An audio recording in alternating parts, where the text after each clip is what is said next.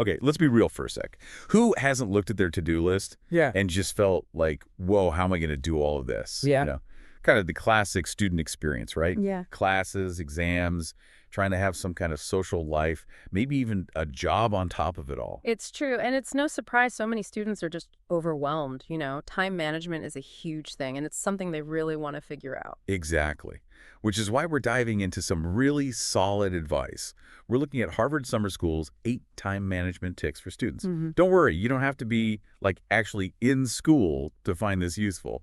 Anyone can use these tips. Definitely. And what's cool is it's not about becoming some super organized robot. Yeah. It's more about understanding how your brain actually works best, so you're kind of working with yourself, not against yourself. Right, that makes sense. So let's say you're feeling that overwhelm right now. Harvard says the first thing is to get some visual clarity. They're big on having one calendar for everything. Deadlines, exams, if you have a dentist appointment, even just remembering to call your mom back. And this is deeper than just being convenient. Think about it. Our brains aren't meant to perfectly remember a zillion to-dos. When you see everything laid out on a calendar, it's almost like you're taking that clutter out of your head. And suddenly, you have more brain power for the stuff that matters. Yeah, totally. You're not wasting energy trying to remember, was that study session Tuesday or Thursday? And, the article even mentions some popular calendars, Google Calendar, Outlook. Some of them can even sync with your to-do list. I've tried that, and it's honestly been kind of a game changer for me. For sure. And it's not about finding the perfect app. It's about what works for you. Are you someone who likes seeing the big picture visually? Or are you more about lists and checking things off? There's something out there for everyone. I'm curious about their next tip, though, which is set reminders. Is that more important for big deadlines or those little tiny tasks that can slip through the cracks? Because I swear, sometimes I need a reminder just to, drink water. You've hit on something really important there. We think about reminders for big deadlines, but it's the small, almost insignificant things that trip us up. Our brains are great at the big picture, but remembering every tiny detail, not so much. Oh, tell me about it. I once completely blanked on confirming a meeting location. Ended up sprinting across campus, frantically texting everyone. We've all been there, but it shows how those little slip-ups can snowball. Reminders are like an extra brain outside your head, taking that pressure off so you can focus on the important stuff. Okay, so we've got our calendar. We're setting reminders. Next tip is build a personalized schedule. I love this one because it's about working with your energy, not trying to fit into some mold. They really say to pay attention to when you have the most energy and when you slump during the day. And that matches up perfectly with what science calls chronotypes. You know how some people are up at dawn, ready to go, while others are night owls. There's a biological reason for that. Figuring out your own chronotype, whether you're a lark or an owl, that helps you make a schedule that feels natural, not like you're constantly fighting yourself. I think everyone can relate to that. It's like trying to do your laundry at midnight when you're a morning person. It's just not going to happen well. Exactly. And the beauty of a consistent schedule, one that's yours, is it reduces decision fatigue. Having set times for those repeated tasks like laundry or cooking frees up your brain for the bigger decisions throughout the day. So you're not wasting energy on little choices and then getting paralyzed before the big stuff. That makes a lot of sense. Now, I'm excited about the tools of the trade because I'm always trying new productivity stuff. They mentioned everything, planners, apps like Asana and Trello. Then there's note-taking systems like bullet journals, Notion. It's a lot. It is, but here's the thing. Don't get caught up in the hype or feel like you have to use every single tool. It's about what works for you. Are you more digital or pen and paper? Do you like seeing a visual overview or are you a list person? Once you know that, you can choose tools that actually help you, not add to the stress. You're right. It's easy to get distracted by all the shiny new apps. I went through a whole Kanban board phase with Trello, but honestly, a simple to-do list app works best for me in the end. And that's great. There's no shame in trying things out and realizing they're not a good fit. The important part is paying attention to what actually helps you stay on track. So it's more the mindset, understanding yourself, than the specific tool. Okay, now for a tip I think we can all relate to, but maybe struggle with, prioritize. The article talks about those times when you're just swamped and how to figure out what needs to get done first. They suggest doing some easier tasks to get some momentum going. And there's this cool psychological principle behind that. It's called the Zeigarnik effect.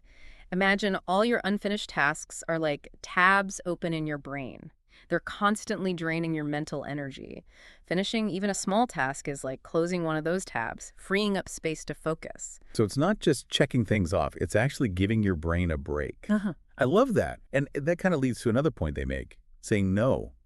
Because if we're always saying yes, prioritizing becomes impossible, right? For sure. Saying no is key for time management, especially for students. They often feel pressure to do everything, but it's about protecting your time and energy for what truly matters to you.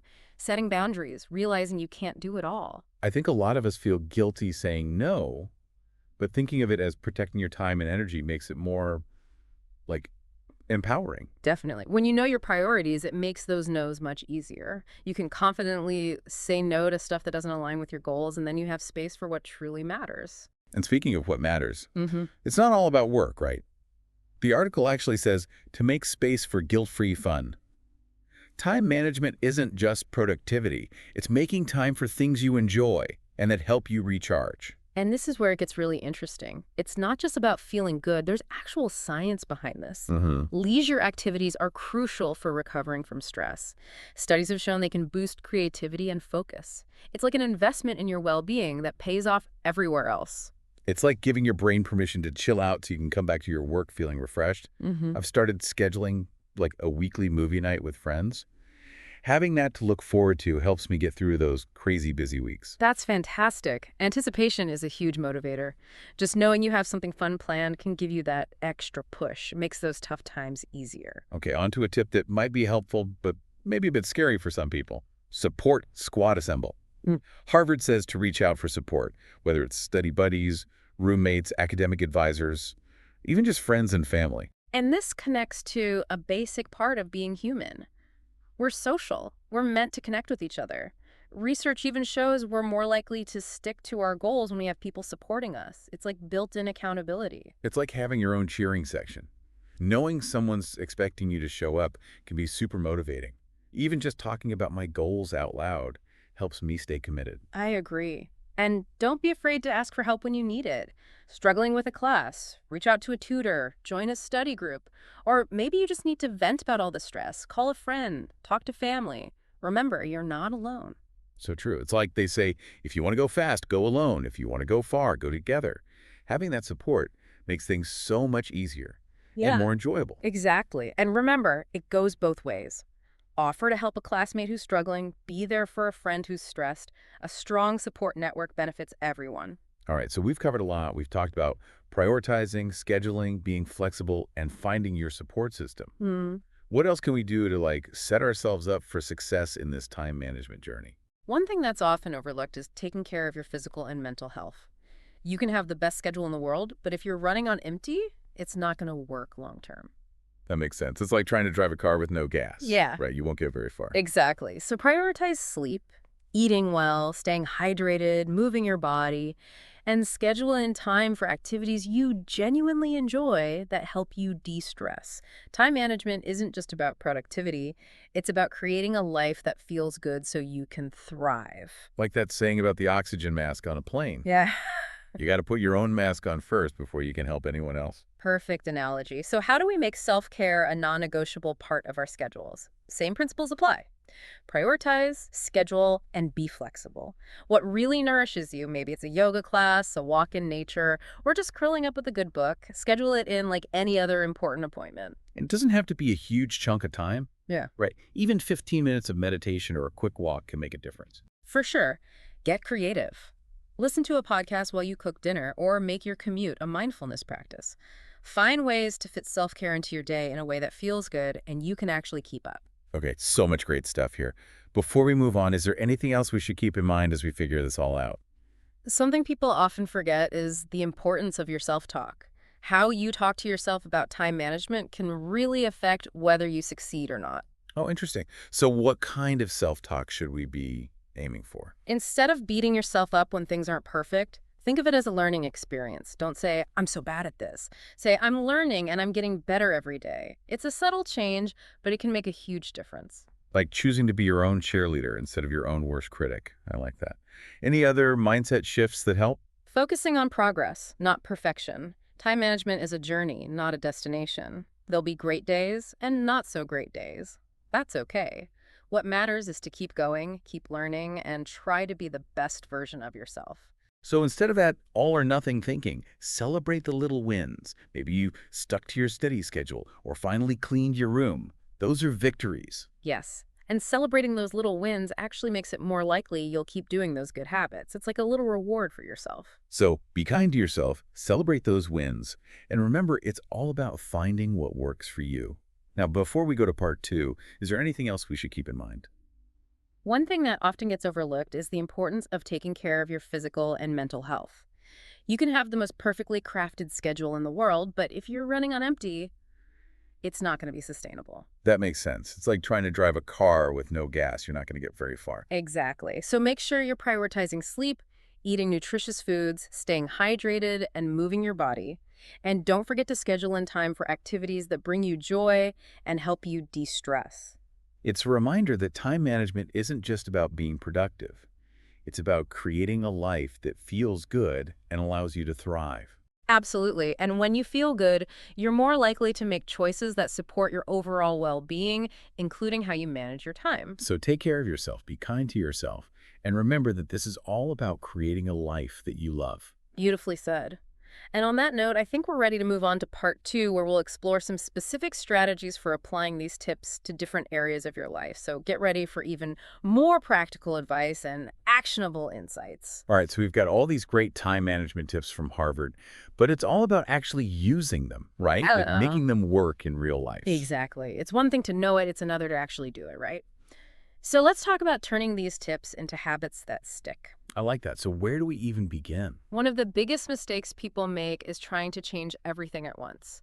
It's like going from, never exercising to running a marathon overnight. You'll burn out. Instead, pick one tip that really spoke to you and focus on just that. Make it part of your routine. Okay, so don't try to be a time management guru all at once. Pick one thing, really nail it. Exactly. Like, say you're into that calendar power-up idea, but you've never really used a calendar before. You don't have to map out your whole life right away.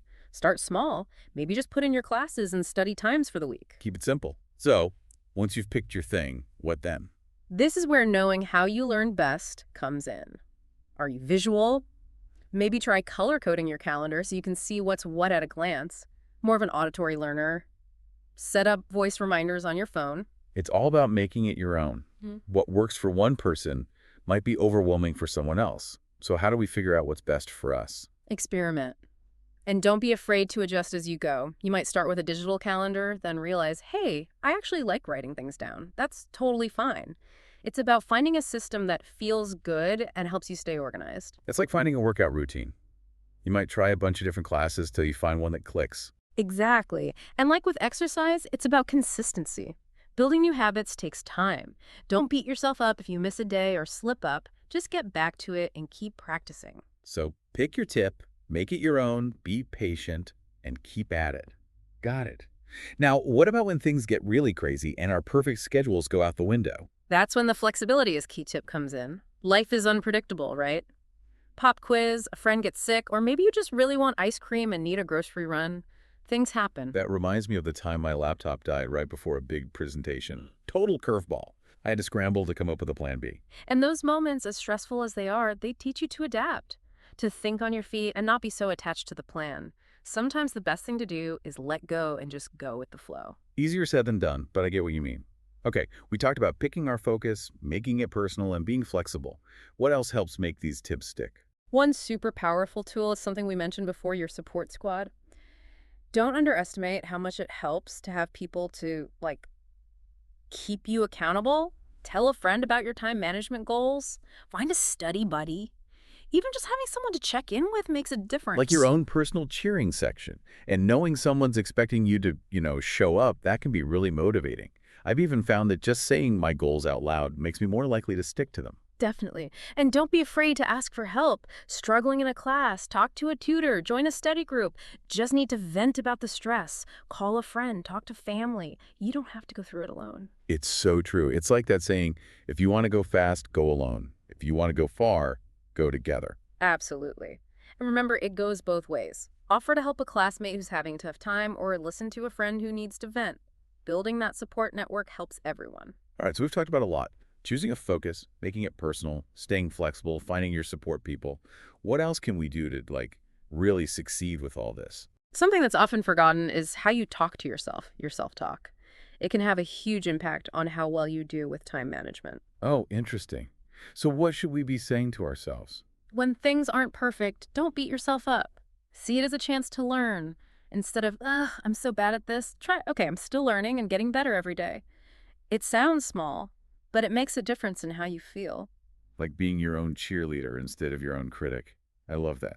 Any other mental shifts that help? Focus on the progress you're making, not on being perfect. Time management's a journey, not a finish line. You'll have good days and days where it's not so good. The important thing is to keep going, keep learning, and try to be your best self. So, no more all or nothing thinking. Celebrate the small victories along the way. Sticking to your study plan, finally cleaning your room, Hmm. those all count. Yes. And celebrating those small wins actually makes those good habits stronger. It's like a little reward for a job well done. So be kind to yourself, celebrate the progress, and it's all about what works for you. Now, before we go to part 3, anything else we should be thinking about? One thing people don't always realize is how important it is to take care of your physical and mental health. You can have the most amazing schedule, but if you're exhausted all the time, it's not going to last. Makes sense, like trying to drive a car with no gas. You're not going to get very far. Exactly.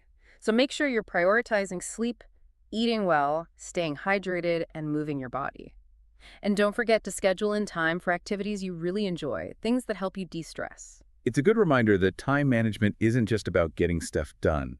It's about creating a life that feels good and lets you thrive. Absolutely. And when you feel good, you make better choices all around, including how you manage your time. So, take care of yourself, be kind to yourself, and remember, this is all about creating a life that you love.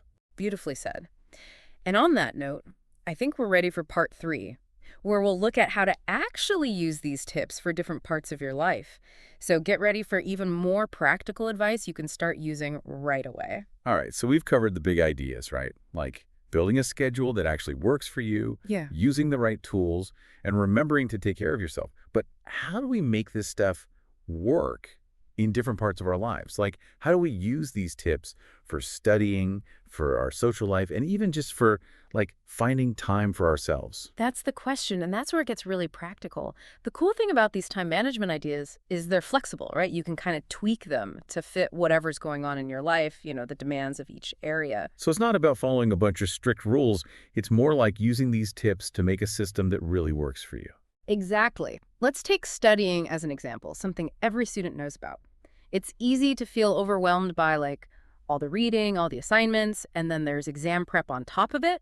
But remember that tip about prioritize. That's going to be super helpful here. Okay, so instead of trying to do everything at once, which honestly sometimes makes me want to just hide under the covers, Yeah. how do we actually prioritize when it comes to studying? One way is to take those big tasks and break them down into smaller chunks. Think about it. Staring at a reading assignment that's 100 pages long can be scary. But what if you break it into 20 pages at a time? Suddenly it feels much more manageable, right? Yeah, for sure. It's like that saying, how do you eat an elephant? One bite at a time. Right. And if you combine that with the calendar thing, you can actually schedule those study sessions so they don't feel so overwhelming. Like maybe you decide Monday and Wednesday evenings are for that big reading assignment, and you just do a chunk of it each time. And by scheduling it ahead of time, you're less likely to put it off or have something else come up. Yeah. You got it. It's all about being proactive, planning ahead. And remember, we talked about those chronotypes. That's a big deal for studying, too. Oh, right. So, like, if I'm a night owl, maybe I should schedule those harder study sessions for later at night when I'm, actually awake. Exactly. When you match your study time to when you have the most energy, you'll learn better and remember more of what you studied. That's huge. Now, a lot of students are into study groups, and that ties into the support squad idea, right? Studying doesn't have to be a solo thing. Totally. Study groups can help keep you accountable, you get support from each other, and it can even be, kind of fun. Plus, when you have to explain something to someone else, it helps you understand it better yourself. Yeah, it's like they say, teaching is the best way to learn. And sometimes, let's be honest, it's just nice to have someone to complain to when you can't figure something out. Right. Right. When you can share the work and the stress, it makes a big difference. Now, let's switch gears for a minute. What about your social life? It's easy to let classes and studying take over everything, but remember, time management is about making a life you enjoy. And that means having fun. That's the truth. But how do we balance, like, the books and going out with friends, especially when it feels like there's not enough time for anything? It goes back to those main ideas we talked about, prioritizing, scheduling, and being realistic. What are the things that really bring you joy? What makes you feel energized? Catching up with friends over coffee, going to see a band, or maybe just a chill movie night at home. And once you know what those things are, you can actually put them on your calendar, just like you would with studying or appointments. Oh, and here's a tip. Use that anticipation thing to your advantage. Knowing you have something fun planned can make those study sessions a bit easier to get through. Smart. Anticipation is like a built-in reward in your schedule, you know? Gives you something to look forward to, keeps you going. And don't forget about being flexible. Sometimes a last-minute adventure with friends is exactly what you need, even if you got to adjust your schedule a little. Totally. Like sometimes you just got to say yes to that karaoke night, even if it means moving some things around. For sure. Life's about saying yes to those moments of fun and connecting with people. Now, beyond school and going out, there's something else where time management makes a huge difference. Taking care of yourself. And I don't just mean like showering and stuff, though that's good too, of course. You mean things like exercise, eating healthy, getting enough sleep, all the stuff we know we should do, but always ends up at the bottom of the list. Yep. But here's the thing. Taking care of yourself, your body and mind, it's not a luxury, it's an investment. When you feel good, you can focus better, get more done, and handle all those curveballs life throws at you. It's like that saying about the oxygen masks on a plane, right? Ah.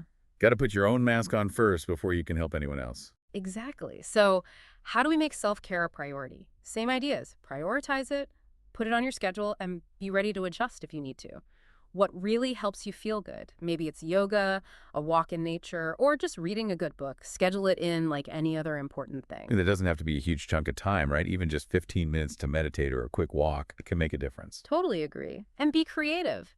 Maybe you listen to a podcast while you're cooking dinner, or use your commute to practice mindfulness. The point is to find ways to fit self-care into your regular routine in a way that feels good and you can actually keep doing. So we've covered so much great stuff. Prioritizing, scheduling, staying flexible, having a support system.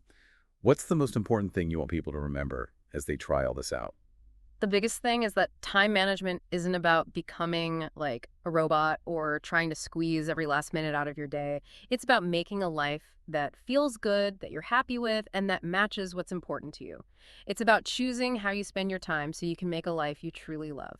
I love that. It's not about being perfect. It's about being mindful, making choices on purpose. Exactly. And remember, it's a process, not a finish line. Some days will be better than others. Be kind to yourself, celebrate what you do accomplish, and keep trying things out until you find what really clicks for you. Great advice. Well, that wraps up our deep dive into time management. We hope this has given you some helpful ideas and some practical things you can actually use to make your life, a little bit easier and a lot more enjoyable. You've got the power to decide how you use your time and to build a life that feels both productive and joyful. So go out there, try these tips, and have fun with it.